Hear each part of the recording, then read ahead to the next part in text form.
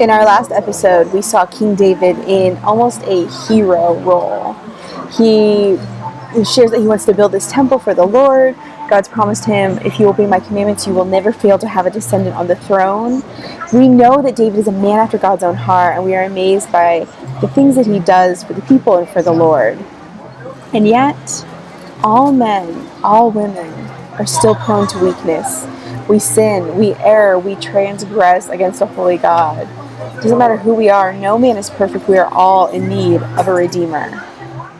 And in today's reading, we see that King David made some pretty big mistakes. To me, mistake number one is that he's not where he's supposed to be. So, opening today's chapter 11, verse 1, it says, in the spring, at the time when the kings go off to war, David sent Joab out with the king's men, but David stayed behind. Now why? Why did he stay behind? I'm not exactly sure what his motive was. Was it a been there, done that? Was it, I've already spent so many years on the battlefield, let's send the younger men? Was there some arrogance? I don't really know. But he's not where he normally should be, and so there's an opportunity for temptation.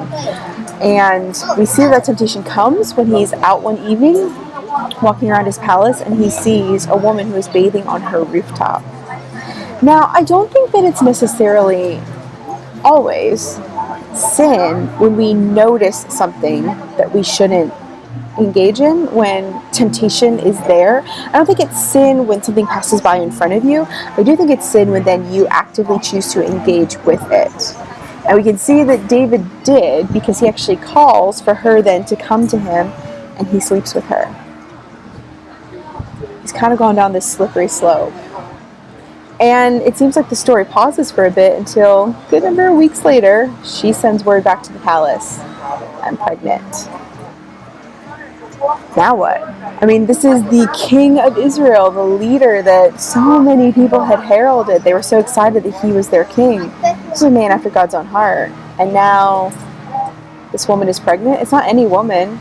Bathsheba was married to Uriah the Hittite. Now Uriah was one of David's mighty men who had gone out in many battles. They were friends. And yet now Uriah's wife is pregnant while Uriah is spending time fighting the war. So King David calls for Uriah to come back home, arranges for there to be gifts and high spirits, and tries to get him to go home to sleep with his wife, covering up David's offense. And yet Uriah won't do it. He thinks that it's wrong for him to enjoy his family while his brothers in arms are out on the battlefield still fighting a war. And so he never goes home.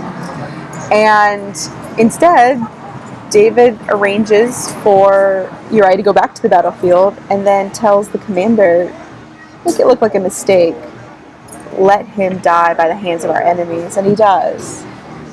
David has gone down a very far path, and God has seen every step along the way. Nathan the prophet goes up to him and says, you've done all these horrible things. You are the man, you've done this. God is displeased. There is a day of reckoning. And there were consequences for David. So now David, still the man after God's own heart, repents, turns back to the Lord. And Nathan says, the Lord has taken away your sin, but this child from Bathsheba is going to die. And David fasts and mourns and weeps for 7 days, but the child still dies. There are always ramifications for sin. There's often still consequences, but the Lord was so faithful to take away his sin. That's encouraging to me. And David still goes on to write the Psalms and is still a man after God's own heart. But there still was reckoning.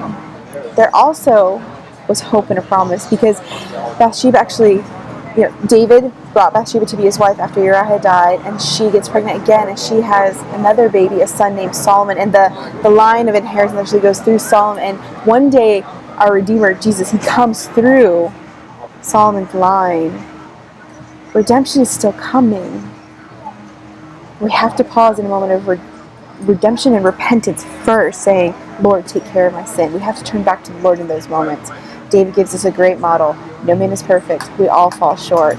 But God's mercy and great, unfailing love is with us.